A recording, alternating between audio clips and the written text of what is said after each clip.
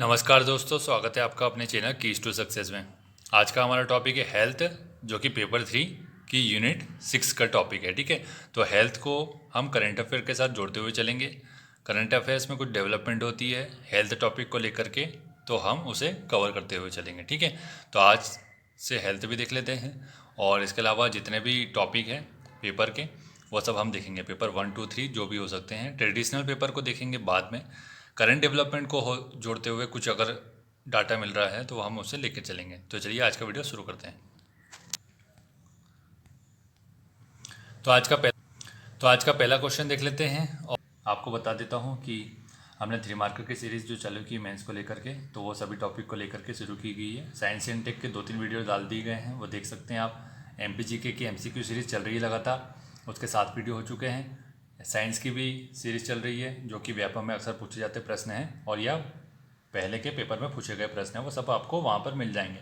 तो अभी से अगर आप देखेंगे तो आपके जितने भी क्वेश्चन हैं वो सब कवर हो जाएंगे। तो बैकलॉग के तौर पर कुछ भी नहीं होना चाहिए आपके पास।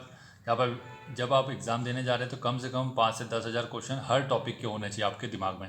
तो अगर इतने क्वेश्चन देख लेते हैं और कुछ जो इंपॉर्टेंट आपको क्वेश्चन लगते हैं वो कॉपी में लिख लीजिए, तो वो कॉपी में लिखने से क्या होगा, लास्ट में आप उसको रिवाइज करके जाएंगे तो हो सकता है वही क्वेश्चन आपके एग्जाम में आ जाए।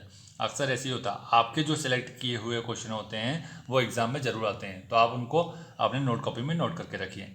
तो कोई भी एग्ज़ाम निकालने से पहले आपकी स्ट्रेटजी होनी चाहिए कि कम से कम हर टॉपिक के कम से कम 8 से 10 हज़ार क्वेश्चन आपने लगाए हुए हैं। तो देखते हैं पहला आज का क्या है। आज का पहला क्वेश्चन देखते हैं, राष्ट्रीय होम्योपैथिक आयोग विधेयक 2019 का। तो इसमें क्या करेंट डेवलपमेंट हुई है होम्योपैथिक को लेकर के। होम्योपैथिक का आयोग बनाया गया है ना। और इसके पहले जो पुराना जो अधिनियम था वो कौन सा था, 1973 का था। तो जो बेसिक इन्फॉर्मेशन आपको लग रही है 3 मार्क के हिसाब से वो कवर कर ली जाएगी। और जहाँ पर कहीं लग रहा है कि 1-2 इन्फॉर्मेशन और चाहिए आपको, तो वो भी डाल दी गई है। तो आप उसमें सेलेक्ट कर सकते हैं कि आपको कौन सी इन्फॉर्मेशन अच्छी लग रही है और कौन सी डाल सकते हैं। कोई भी 3 मार्कर लिखने से पहले आपको सोचना चाहिए कि वो किसने शुरुआत की है, उसका उद्देश्य क्या है और उसका लक्षित समूह क्या है। हेल्थ की बात की जा रही है, ठीक है। और उसके लाभ भी लिख सकते हैं और उसमें कमियां भी बता सकते हैं। तो ये 4 पॉइंट हो गए। तो उसमें आप कॉमा मार के भी लिख सकते हैं। आपको 3 लाइन में लिखना है तो 3 लाइन में आप थोड़ा एडजस्टमेंट करके लिख सकते हैं। तो देख लेते हैं आज का क्या है। उद्देश्य क्या है इसका, देश में होम्योपैथी चिकित्सा पद्धति के अच्छे व पर्याप्त संख्या में चिकित्सकों की उपलब्धता सुनिश्चित करना, ये इसका उद्देश्य हो गया। ठीक है, अब इसमें क्या विशेष क्या है, इसकी संरचना देख लेते हैं कि भाई 20 सदस्यीय आयोग होगा और इसका नाम क्या होगा, राष्ट्रीय होम्योपैथिक आयोग। ठीक है, तो इसके बारे में जो 2-3 इन्फॉर्मेशन बन सकती है वो बना दी। अभी इसके चेयरमैन का कौन है स्पेसिफाई नहीं हुआ है।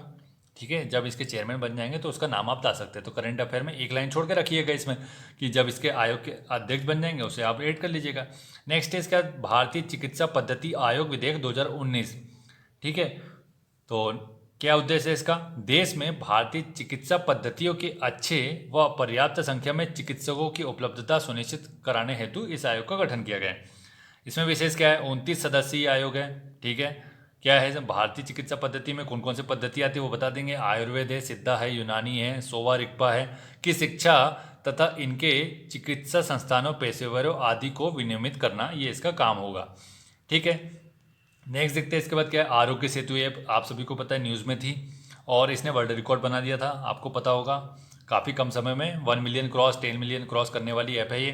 तो इसकी शुरुआत कब हुई थी, 2 अप्रैल 2020 को हुई थी। उद्देश्य क्या है इसका, केंद्र ने कोरोना वायरस की वैश्विक महामारी को देखते हुए इसे ट्रैक करने हेतु सार्वजनिक निजी भागीदारी से इसका विकास किया है। ठीक है, तो इसका उद्देश्य क्या है, कोरोना वायरस को ट्रैक करना, वैश्विक महामारी जो है। इसके बाद विशेष में क्या आ जाएगा, विशेष में आएगा कि इसका निर्माण हो जाएगा नेशनल इंफॉर्मेटिक्स सेंटर और मेटी, मतलब मिनिस्ट्री ऑफ इलेक्ट्रॉनिक्स टेक्नोलॉजी ने इसका डेवलपमेंट किया है, निर्माण किया। अब इसके अंदर थोड़े 2-3 पॉइंट दे सकते हैं आप, जो कि आपको याद रखने चाहिए। संक्रमित व्यक्ति के 500 मीटर के क्षेत्र में आने पर ऐप धारित व्यक्ति को सूचित करता है, ये इसका कार्य प्रणाली हो गया। ठीक है, कार्य प्रणाली में लिख सकते हैं इसको। इसके बाद कोविड टीकाकरण में उपयोग किया जा सकता है इसका। आपने सभी ने स्लॉट बुक किए होंगे इसके वैक्सीनेशन के। ठीक है, वहाँ हो जाएगा इसके। और कितनी भाषा में उपलब्ध है ये ऐप, 12 भाषाओं में उपलब्ध है। इसका WHO ने इस ऐप को सराहनीय प्रयास बताया कोविड-19 के संक्रमण को रोकने के लिए और वैक्सीनेशन उपलब्ध कराने के लिए। ठीक है, ये 3 काम होगा इसके। इसके बाद है नेशनल कोविड-19 टास्क फोर्स। तो इसका गठन किसने किया, अध्यक्ष कौन है, काम क्या करता है, ये 3 पॉइंट में काम हो जाता है इसका, ठीक है। तो इसका देख लेते हैं क्या हो जाएगा। इसकी शुरुआत है 19 अप्रैल 2020 को हुई। गठन किसने किया, केंद्र सरकार ने किया। वर्तमान सदस्य कौन है अभी स्पेसिफाई नहीं हो पाया, लेकिन अध्यक्ष कौन हो सकते हैं इसके, पीएम के वैज्ञानिक सलाहकार और नीति आयोग के सदस्य, ये इसके अध्यक्ष होंगे, ठीक है। और उसके उद्देश्य देख लेते हैं। उद्देश्य एक लाइन में लिख लीजिएगा इसे, कोविड-19 के टीके एवं दवा की खोज और इस दिशा में हो रहे प्रयासों को गति प्रदान करना, ये इसका उद्देश्य होगा, ठीक है। तो वीडियो अगर अच्छा लगा तो वीडियो को लाइक और शेयर कर दीजिएगा, और चैनल को सब्सक्राइब अगर आपने नहीं किया तो कर लीजिएगा, क्योंकि हम हर टॉपिक के 3 मार्कर लाने के लिए तैयार हैं और लाए जाएंगे। जो प्रतियोगिता दर्पण है या दृष्टि की मैगजीन है, तो जहाँ से भी जो भी करंट डेवलपमेंट मिल रहा है वो सब हम आपको निकाल के देंगे। तो वीडियो बहुत इंपॉर्टेंट होने वाला है, लास्ट टाइम आपको बहुत ज़्यादा बेनिफिशियरी रहेगा, क्योंकि अगर आप 3 मार्क पूरे कर लेते हैं तो 45 मार्क्स में से अगर आप 45 ला लेते हैं तो आप बहुत ज़्यादा स्कोर कर सकते हैं। 800 अगर प्लस स्कोर कर रहे हैं मेंस में तो आप निश्चित ही डीएसपी की पोस्ट प्राप्त करते हैं। और अगर 820 प्लस कर रहे हैं आप अगर मेंस में स्कोर, तो आपको डीसी बनाने से कोई नहीं रोक पाएगा, क्योंकि अगर वहाँ पे 140 नंबर खींच देते हैं, 140 से 150 इंटरव्यू में, तो आपको डीसी का पोस्ट मिल जाएगा, ठीक है। और अगर 800 से कम हो जाएगा तो फिर आप थोड़ी छोटी पोस्ट मान लीजिए कि नायब तहसीलदार या इस टाइप का कुछ भी मिल सकता है आपको। तो देखते हैं क्या है। पहला, मानव अधिकारों पर कोविड-19 प्रभाव का अध्ययन करने हेतु विशेषज्ञ समिति का गठन किया गया है। तो गठन कब हुआ है, जुलाई 2020 में हुआ है। इसके अध्यक्ष कौन है, डॉक्टर के एस रेड्डी। तो इसका क्वेश्चन कैसे आ सकता है, डॉक्टर के एस रेड्डी समिति, बस पूछ लेगा। तो फिर इसके अंदर आपको लिखना है कि गठन कब हुआ, ये बता देंगे।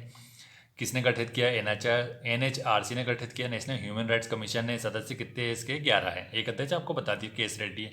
उद्देश्य क्या है, इसका उद्देश्य लिख देंगे, विशेषकर प्रवासी मजदूरों सहित समाज के कमजोर वर्गों पर कोविड-19 के प्रभाव का आकलन करने तथा भविष्य के लिए नीति निर्माण का उपाय सुझाना, इसका उद्देश्य हो गया, ठीक है। इसके बाद क्या है, इसके बाद है राष्ट्रीय चिकित्सा आयोग, देख लेते हैं। तो गठन कब हुआ, अध्यक्ष कौन है, विशेष में देख लेंगे क्या है। तो गठन किया राष्ट्रीय चिकित्सा आयोग अधिनियम 2019 के तहत सितंबर 2020 में। अध्यक्ष कौन है इसके, सुरेश चंद्र शर्मा। विशेष में देखते हैं, पूर्व के medical council of India, MCI था पहले, उसका नाम क्या कर दिया, अब एनएमसी कर दिया, ठीक है, पुनर्गठन किया गया इसका। तो क्या हुआ, पूर्व के मेडिकल काउंसिल ऑफ इंडिया को प्रतिस्थापित किया है, ठीक है। फिर उसके बाद क्या, देश के एलोपैथी चिकित्सा शिक्षा का नया नियामक का गठन किया गया है, ताकि जो हमारी चिकित्सा पद्धति है वो वर्तमान स्वरूप को लेकर ध्यान में हो। कोविड-19 वैक्सीकरण और उसके संक्रमण के कारण हमारी जो चिकित्सा व्यवस्था है वो पूरे संसार में उजागर हुई है कि हम चिकित्सा में कितना ज़्यादा पीछे हैं, और हम जीडीपी का कितना % खर्च करते हैं हमारे हेल्थ सेक्टर के ऊपर, ये सब जग जाहिर हुआ है। तो उसके क्षेत्र में अनुसंधान करना, कार्य करना, और कोई भी संक्रमणशील बीमारी आती तो उसके क्षेत्र में विकास करना कि क्या क्या होगा सुझाना। नेक्स्ट है इसका वर्चुअल ग्लोबल वैक्सीन समिट 2020। तो क्या हो जाएगा, इसका गठन कब हुआ, ये कब हुआ, कहाँ हुआ, 4 जून 2020 को हुआ, ब्रिटेन में, ठीक है। एक पॉइंट ये हो गया। इसकी अध्यक्षता किसने की, तो ब्रिटेन के पीएम ने की, बोरिस जॉनसन, ठीक है। सम्मेलन में क्या हुआ, सम्मेलन में कितने लोग शामिल हुए, 50 से प्लस देश शामिल हुए, जिसमें भारत में अध्यक्षता किसने की थी, पीएम मोदी ने शामिल हुए थे इसमें, वर्चुअली रूप से हुए थे, ठीक है। इसका उद्देश्य देखते हैं। इसके बाद वैश्विक तौर पर वैक्सीन उत्पादन उपलब्धता में समन्वय स्थापित कर कोविड-19 वैक्सीन संक्रमण खत्म करना या उसे काबू में करना, ये इसका उद्देश्य हो जाएगा, ठीक है। इसके बाद अगला देख लेते हैं। अगला क्या है, आयुष निर्यात संवर्धन परिषद, ठीक है। तो इसका उद्देश्य देख लेते हैं। उद्देश्य क्या है इसका उद्देश्य है आयुष उत्पादों के निर्यात को बढ़ावा देने हेतु इसका गठन किया गया। क्रियान्वयन कौन करेगा, आयुष मंत्रालय करेगा और वाणिज्य उद्योग मंत्रालय करेगा। स्थिति आपको अभी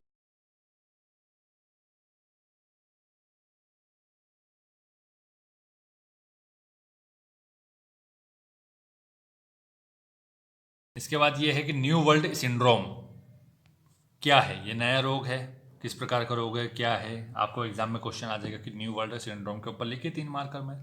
तो आपको जब पढ़ा ही नहीं है तो कैसे पता चलेगा, है ना। तो इस हिसाब से इसको लाया है। इसका देखते हैं क्या है, जीवन शैली एवं आहार संबंधी आदतों के कारण होने वाली बीमारियों का एक समूह है कौन, न्यू वर्ल्ड सिंड्रोम। तो इसकी परिभाषा हो गई, ठीक। सेकेंड है कि इसमें शामिल रोग कौन कौन से हैं, मोटापा है, उच्च रक्तचाप है, मधुमेह है, दिल संबंधित बीमारी है, और आदि असंक्रमणशील रोग मतलब ऐसे रोग जो छूने से नहीं फैलते, वो असंक्रमणशील रोग हो जाते हैं, ठीक है। कारण क्या हो जाएगा इसका, पश्चिमी भोजन संस्कृति, उटपटांग जो संस्कृति है पश्चिमी सभ्यता की, आपको पता है, मांस भक्षण और फास्ट फूड हो गया, है ना, सैचुरेटेड फैट हो गया, ये सब चीज़ें हैं। तो बॉडी में बैड कोलेस्ट्रॉल लेवल बढ़ाता है वो। तो हमारी जो आर्टरी होती है उसमें अगर किसी भी प्रकार की दिक्कत समस्या आती है तो उससे दिल संबंधी बीमारी हो जाती है। अनियंत्रित खान पान से मोटापा हो जाता है। और आपकी जीवन शैली में अगर किसी भी प्रकार की कोई फिटनेस को लेकर के रूटीन नहीं शामिल है, कोई एक्सरसाइज नहीं शामिल है, तो आप निश्चित ही, अगर अभी नहीं है तो भविष्य में भी उसके शिकार हो जाएंगे आप। तो आप लोगों के लिए हेल्थ को लेकर के मैं अपना सुझाव देना चाहूँ तो बोलूँगा कि या तो योगा को शामिल कर लीजिए, या डेली जॉगिंग पे जा सकते हैं। जॉगिंग जरूरी नहीं है कि मॉर्निंग में की जाए, शाम को भी जा सकते हैं आप। आपके आसपास में जो भी ग्राउंड हो, ग्राउंड नहीं भी है तो आप 1-2 किलोमीटर का रन ले लेंगे। आप अगर पैदल चल लेते तो उसमें हो जाएगा, लेकिन पैदल चलने का मतलब ये नहीं है कि आप धीरे धीरे चींटी की चाल चल रहे हैं। आप थोड़ा फास्ट चलिए। अगर स्वेट नहीं आता है तो फिर उसको चलना और जाना को मतलब नहीं है, बॉडी में स्वेट आना चाहिए, तो आपका काफ़ी हद तक काम हो जाएगा उससे। ठीक है, तो ये 3 मार्कर थे हेल्थ सेक्टर को लेकर के। इसके बाद जितने भी हैं वो सब कवर करेंगे। पॉलिटी के हम बना चुके हैं बहुत सारे, रेगुलर बना रहे हैं हम, तो रेगुलर बनाएंगे और कोशिश करेंगे कि एक दिन में 2-3 टॉपिक के 3 मार्कर दें। बशर्ते आप लोग अगर सपोर्ट करें अच्छे से, वीडियो को देखें, वीडियो को शेयर करें, वीडियो को लाइक करें, तो हम इसे कंटिन्यू रखेंगे। नहीं तो फिर आपको पता है कि वीडियो बंद करना पड़ेगा, क्योंकि हम अगर आपके लिए मेहनत कर रहे हैं और आप लोग उसका कोई रिस्पॉन्स ही नहीं दे रहे हैं तो फिर वो किसके लिए बनाए, जब ऑडियंस ही नहीं है देखने लायक। पिक्चर कब हिट होती है? जब ऑडियंस उसको देख करके पसंद करे। ऑडियंस ने देख ली पिक्चर और उसके बारे में कुछ बोले ही नहीं, मूक दर्शक बने रहेंगे, तो वो पिक्चर कभी हिट होती है क्या? तो दोस्तों, वीडियो अच्छा लगा तो वीडियो को लाइक और शेयर कर दीजिएगा, और चैनल को सब्सक्राइब करना बिल्कुल ना भूलिए। चैनल को सब्सक्राइब कर लेंगे तो और नोटिफिकेशन बटन दबा लेंगे तो आपको समय पर नोटिफिकेशन मिल जाएगा, और आप हो सकता है कि लोगों से आगे बढ़ जाए, 2-3 नंबर आपको एक्स्ट्रा मिल जाए। 2-3 नंबर से बहुत कुछ फ़ायदा हो जाता है, आपको सभी को पता है, आप लोग इसके एक्सपीरियंस होल्डर हैं। ठीक है, thank you so much for watching.